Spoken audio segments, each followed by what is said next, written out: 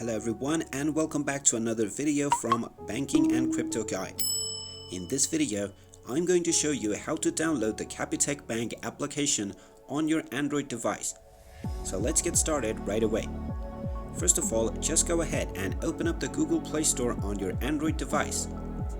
And once the Google Play Store is opened up, just go ahead and tap on the search box and type in Capitec and start the search. Once you find the Capitec Bank application, go ahead and tap on the install button, and this will begin the download and installation of the Capitec Bank application. Just wait for a while until the installation is complete, and then when you see the open button, just tap on it and this will open up the Capitec Bank application.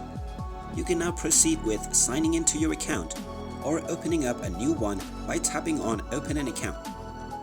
And there you have it. That is how easy it is to download and install the Capitec Bank application on your Android device.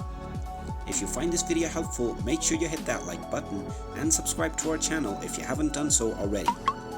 Also ring that notification bell to never miss another update from us.